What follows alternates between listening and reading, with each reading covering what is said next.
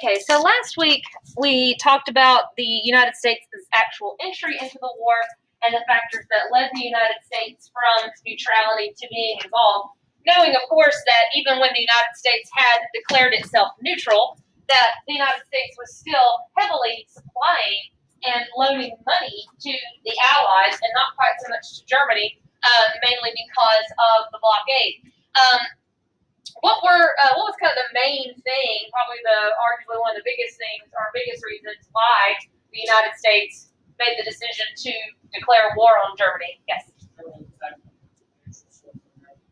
Right. Probably Germany's decision to continue to attack American ships, neutral ships, particularly when they announced unrestricted submarine warfare, breaking that Sussex pledge and saying we're attacking anybody that we see. It doesn't matter who they're neutral or not. It may not be possible to warn people, all those kinds of things. There were also things like the Zimmerman telegram, which that was from a German official, and it was to Mexico. But what did it say that got the United States very angry? Yeah. The war was to happen with America, that we would team up with you guys to attack America, and hopefully Japan would go and fight. And what did it kind of promise Mexico or suggest? Encouraging them to attack? Yeah, getting back Texas and all that kind of stuff. The Mexican cession that was intercepted by the British, and the British handed it over to the United States. Take a look at this, and it gets in the newspapers. That was very unsettling to a lot of Americans. And then the Russian Revolution complicates things as well. For one thing, it provides kind of an ideological basis, or it kind of gives more ground for, kind of makes this ideological crusade idea a bit more plausible. Because remember, Wilson would argue that what was the big idealistic goal of the war? What is the United States trying to do here? Besides just defeat Germany. They were trying to defend democracy itself. Yeah, defend democracy itself. And if the Russian Revolution occurs and thus topples one of the allies that was not the democracy, and maybe it looked like might turn it into a democracy, then that would make that sound more plausible. But even when it doesn't turn, Russia into a democracy and turns it into, again, another sort of exact opposite of a democracy, then once again, some people might feel like it makes it more plausible that the United States is fighting to save democracy, and keep the world from plunging into, revolutions like the one you saw in Russia as well. It also means, from a practical stance, that eventually, it doesn't mean it immediately, not until the United States is already involved in the war, but it does eventually mean that Russia is dropping out of the war, and that means that it's going to be easier for Germany to focus their attention on the Western Front, which is in France, where they're fighting Britain and France, and there's far more pressure there. Now, last time we talked about ways in which the United States government becomes heavily involved in preparing the United States for war on the home front in an economic sense, with things like the War Industries Board and the Food Administration and the Fuel Administration. World War I overall meant a huge expansion of federal power and new government agencies and new government positions to bring about those economic changes. We also talked about it in relation to changing people's minds and getting people supportive of the war with that Committee on Public Information and that sort of thing. We will also see the government, of course, have to get involved. This one probably seemed the most likely to, of course, mobilize the military. This one isn't unusual to see the government take some kind of an action to mobilize the military. Because at this point in time, the United States' standing army was still probably only about maybe 100,000 people or so.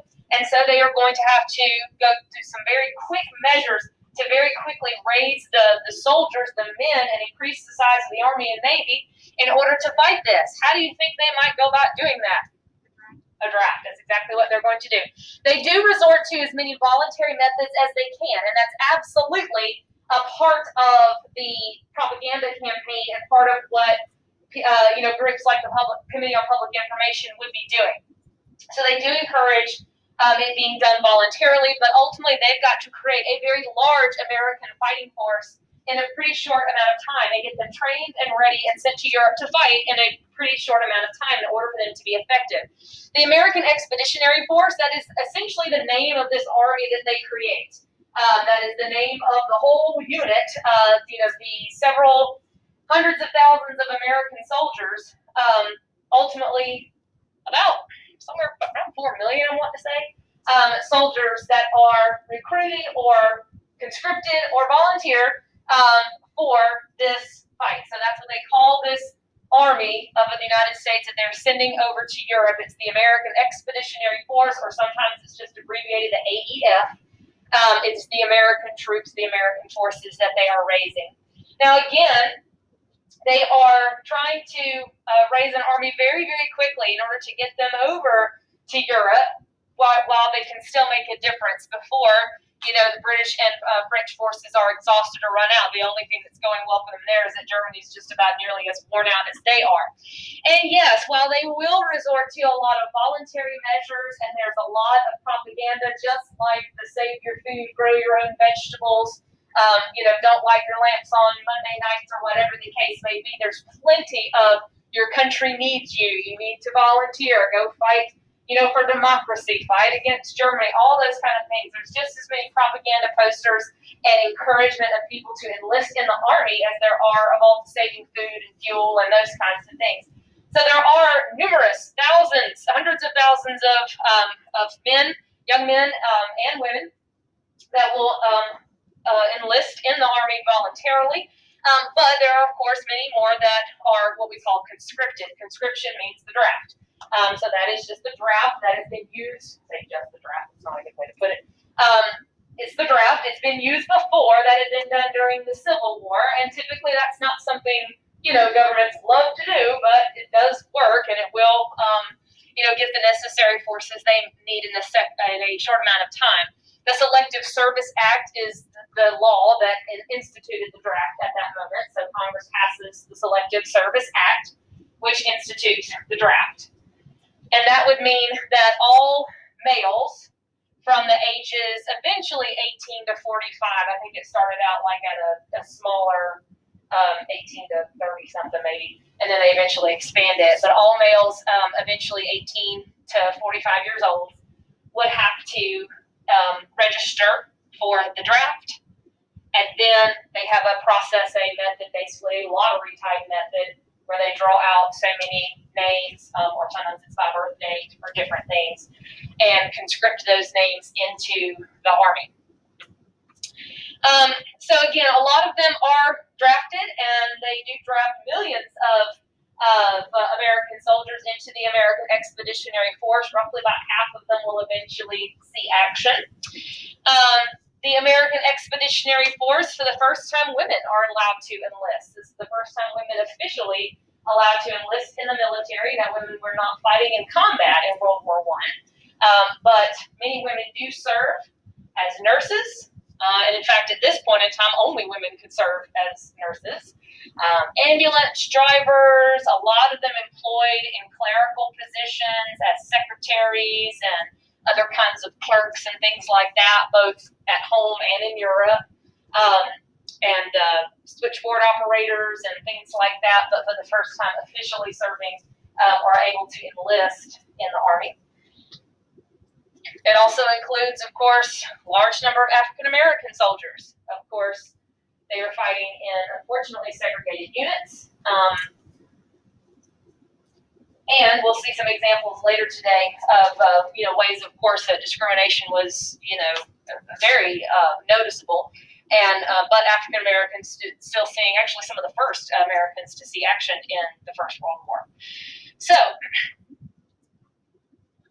the idea here, was that hopefully, you'd have all these people volunteer, you'd have conscription, and ideally, these soldiers would receive about 6 months of training, and all kinds of, initiation and things, training and fighting and that sort of stuff, and discipline before they would be shipped off to Europe. But in reality, most of them don't get that, because by this point, Europe is desperate. The Allies are just kind of getting desperate. Both sides are quickly, simply just exhausting their resources, including men, including their soldiers. By this point, in the first year alone, I think France suffered, maybe 1 million casualties just in the first year alone.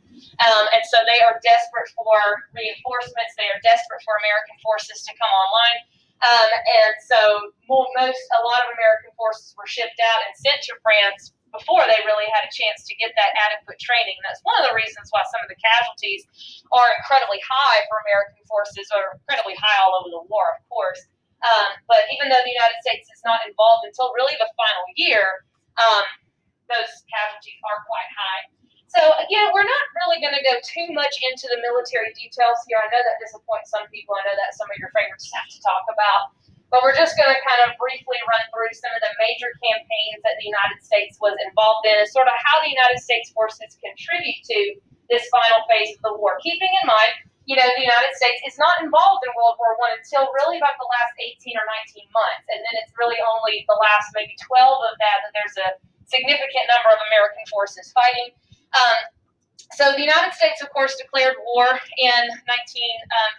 By March of 1918, British and Allied forces, which is British and French forces, on the Western Front, were particularly desperate for American forces because in March of 1918, the German lines they launch a new offensive against the Western Front, against the Allies, against the British and the French. What does that mean, launching an offensive? An attack. The war has the war has been pretty much in a pretty strong stalemate for quite some time. What does that mean, a stalemate? Yeah, nobody was really winning. They kind of started off that first year, with this massive German advance, and then they had just been kind of stuck there, and, fighting is going on, heavy destruction, heavy casualties, but nobody's really gaining anything. But Germany launches this new offensive in March of 1918 against the British and the French lines, trying to win the war, trying to end the war before American troops can really make a difference, before too many can start showing up and start having a major effect on the battle. And so things have kind of become more urgent by that point, again, why a lot of American forces will actually end up on the front lines before they really received a whole lot of training. I mentioned just a moment ago African American soldiers. Actually, African American soldiers were allowed to enlist. The commander of the American Expeditionary Force at first said, that's all well and good, the African American soldiers aren't going to fight on the front lines, that they would be assigned to other kinds of menial tasks, shipping supplies and things like that. The French, however, said, well, we'll take, anybody we can get. So actually some of the first American soldiers that saw action in World War I were African American. They were some of the first ones to hit the ground before other major American forces had really been organized. So we start to see American forces trickle in a little bit. The first major engagement that involved a significant number of American forces was the fight at Chateau Thierry. That's pronounced Thierry, if you're wondering. So this is in France. Obviously, all of this is in France. So this is the first major engagement, the first major battle that involved a significant amount of American troops. So there had been American troops, there had been American soldiers seeing action prior to this, but this is the first time you really have significant American involvement is here at Chateau Thierry. And again, the months leading up to this, Germany had launched this offensive. Here at Chateau Thierry, this is a defensive battle for the Allies, but this is where they are able to turn around that German advance. They're able to reverse or start to reverse this German advance that had been launched a couple of months before. So it's significant not just in that it is the first time a significant number of American troops see action, but it is also important strategically because they are beginning to push back that German advance. And that's not just important strategically, that is, of course, a huge thing. But this is very big for Allied morale. This is very big for their spirits in that, one, they have pushed back that advance, but also the promise that American forces are starting to come online, that American forces are starting to be there, even though they were ill-trained, and that does show up in some of the things that happen in this campaign, high casualties and so forth. That is very good for Allied morale, the fact that not only American forces were available here, And again, this is a mixed force. It's not just American forces here. They are with British, intertwined with British and French forces. But they're going to start pushing back that German advance from there. Then, fast forwarding a little bit later,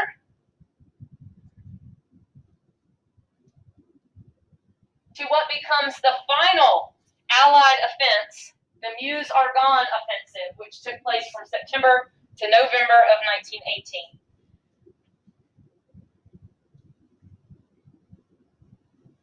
So this becomes the final Allied offense of the war. This becomes the final campaign against the German lines of the war.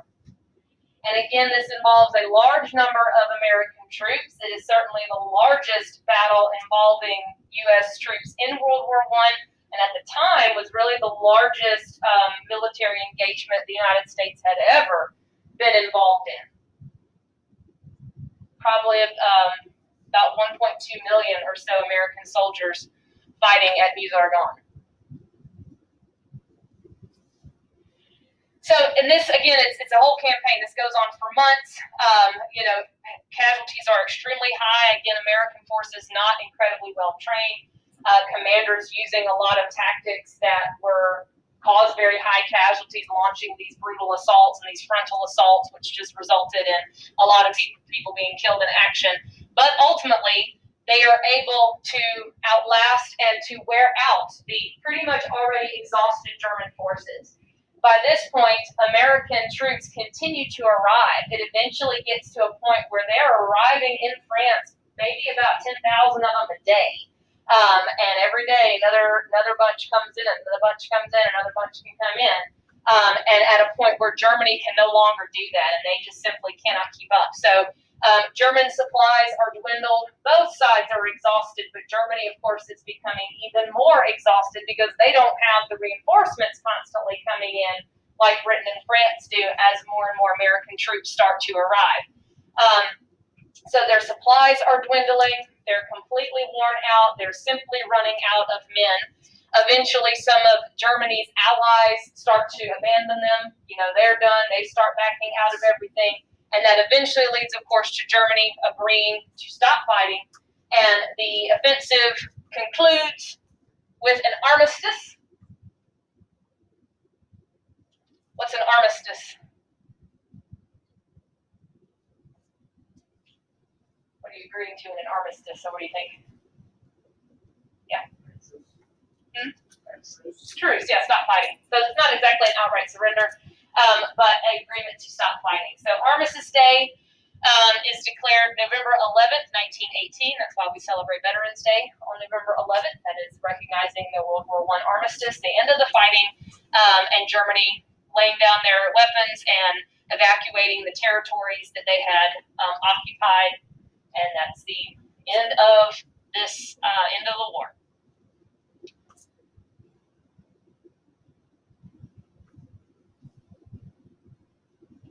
So again, Meuse-Argonne, certainly the largest engagement the United States was involved in, certainly the deadliest because it is the largest and the longest.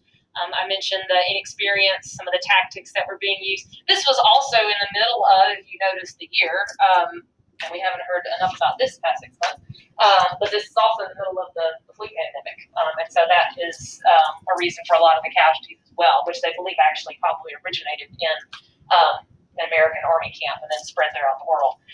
I actually think more die of that than of the fighting. All right, so we have an end of the fighting, but now everything, all these loose ends have to be tied up. So many questions about where you go from here, particularly in regard to Europe, because this conflict has torn Europe apart, and borders have changed, and whole empires have fallen apart, and governments have shifted, and power, it just completely redraws the map and completely changes everything. So there are numerous things that need to be addressed here before you even get, other than just stopping the fighting. And we're going to spend tomorrow mostly looking at the actual peace treaty and the peace agreements and the conflict over that and that sort of stuff. So today we're just going to kind of get the backdrop to that and what President Wilson, wanted out of this peace to kind of give us a background into what he was thinking as we move into those Paris peace talks tomorrow.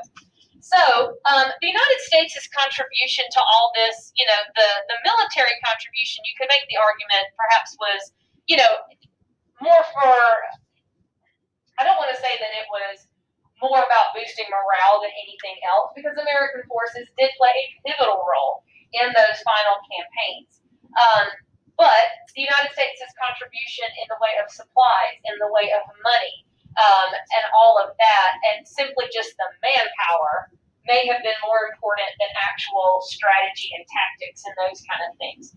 But the United States does expect to play a very pivotal role in the peace agreements and reshaping things at the end of this conflict. So a major player in that is going to be, of course, President Woodrow Wilson. And Woodrow Wilson had proposed or had announced what he called his 14 points, what get called Wilson's 14 points, right as the United States had gotten into all of this. And basically, Wilson's 14 points is these kind of 14 things, these 14 goals, 14 changes that Wilson believes need to happen, things that need to be addressed, things that need principles that need to be included in any peace agreement and any thing that is done in the wake of World War I. So this is kind of like Wilson's punch list of these are the 14 things we've got to make sure happen or don't happen or whatever. It's sort of his goals of the stuff that he wants to see occur. Because again, Wilson is the big idealist, and Wilson, argues from the beginning that this is about making the world a safe place for democracy. This is about spreading democracy and that sort of thing. And that he saw that the United States had kind of a special mission, a special place in the world, and that it was the United States' goal to help restructure Europe, that this was the moment to really bring about change in Europe and the rest of the world, and to kind of remake it in the United States' image, to make the rest of the world more like the United States, to spread democracy and do things that would prevent another war. That's another thing with the 14 points, is that Wilson believes this is what we got to do in order to have peace, not just now, but forever. To prevent something like this from ever happening again. And that was something a lot of people might have agreed was quite important, because this had been so beyond horrific and so incomprehensible to most people that the thought of something like that happening again was just unthinkable. And there you are. We all know how that ends. So let's look at a couple. We're not going to look at all 14 of the 14 points, but like some of the major themes in the 14 points. Keeping in mind Wilson's beliefs about other things that we've discussed in the past, like imperialism. You'll see that come up here. So one of the big themes in Wilson's 14 points that he is kind of promoting prior to the war even ending is the idea of open diplomacy. What do you think that means, open diplomacy? What is diplomacy? Yeah, speaking to other countries, relationships with other countries, agreements with other countries. What do you think that means, open diplomacy? Yeah. So being more, out in the open with our agreements with other countries, essentially it is no more secretiveness, no more secret treaties, no more secret alliances, no more going back behind each other's backs and making an agreement with this country while you're really, on the other hand, agreeing to do this with this country. And that is something that, was truly one of these deep-seated underlying problems that you could argue had led to World War I, was that you had countries that were, allying themselves here, but then kind of making these other agreements with these folks over here. Like that's how, at the beginning of the war, Russia had that kind of secret treaty with Serbia and all that kind of stuff. So he's saying openness, transparency, so everybody knows what's going on and we don't get these resentments and anger and little things blowing up into something big because of all this kind of, behind closed doors sort of talk. So openness, transparency, no more secret treaties and all of that. Freedom of the seas. What do you think that means?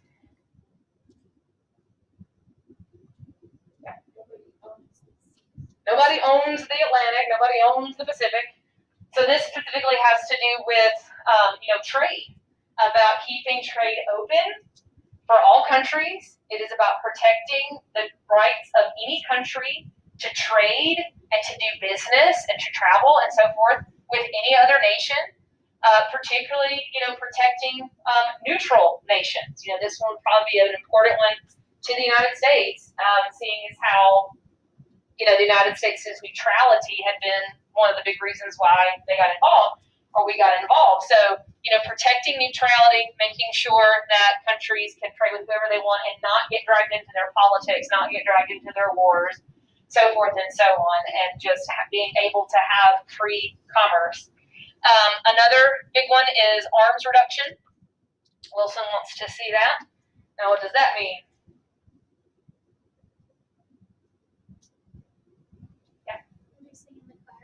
Yeah, firearms, weapons. So reducing the amount of weapons that people are just keeping around on hand, reducing the size of your military, reducing the size of all the ammunition and all the tanks and all that kind of stuff, particularly after the war. If you remember back to world history, militarism, arms race, arming up, countries, that was one of the underlying causes of this was, and especially in this industrial age, countries were building up these big militaries and showing them off, and that just leads to more and more tension, and then countries that are ready to launch a big, massive war at a moment's notice. So he wants to see that de-armament. Also, self-determination is a big part of it. We've used this phrase with Wilson a couple of times before, and it definitely shows up in his 14 points, self-determination. Now, what does that mean, talking about people having self-determination or a right to self-determination?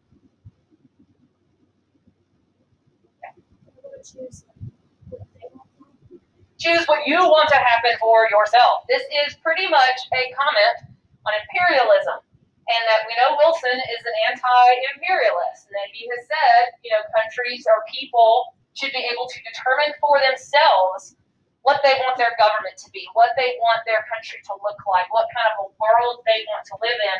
They shouldn't be ruled over by somebody else. They shouldn't be told those things by somebody else.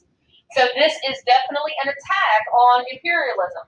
And not just imperialism, but attack on just, the European empires. You have so many, European ethnic groups, particularly in, that Balkans area and what was today, Serbia and Bosnia and places like that.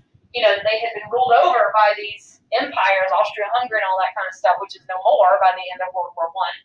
And so Wilson is adamant that those people, those ethnic minorities, need to have the ability to self-determine, to say for themselves who they want their government to be and what they want it to look like and all that kind of stuff. That would also suggest for countries like Britain and France that they would be, getting rid of or freeing colonies or bringing independence to other parts of the world that they rule over. As you can imagine, that's not one that's going to go over very well with some of the United States' allies, with Britain and France, for example.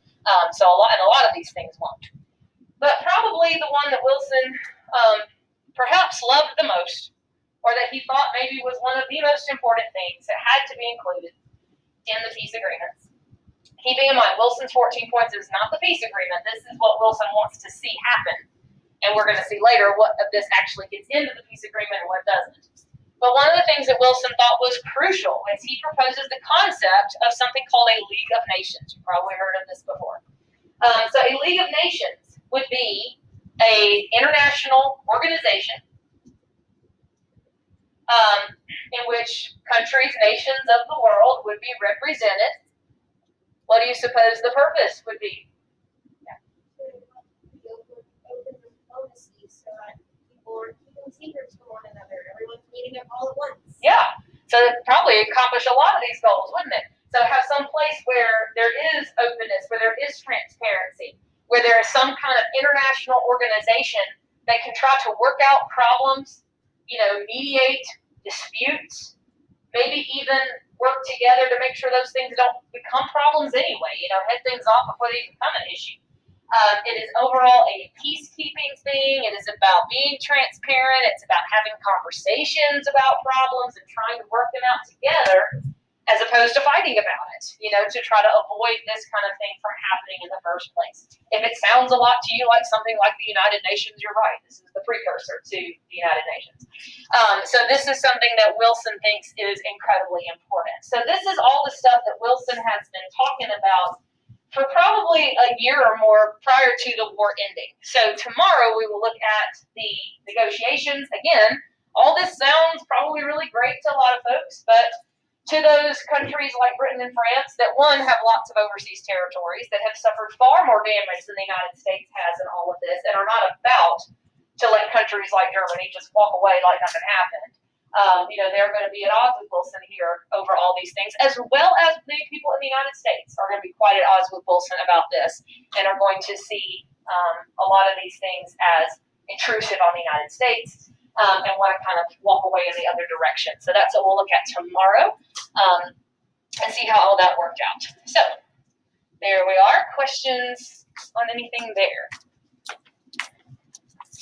Okay, so let me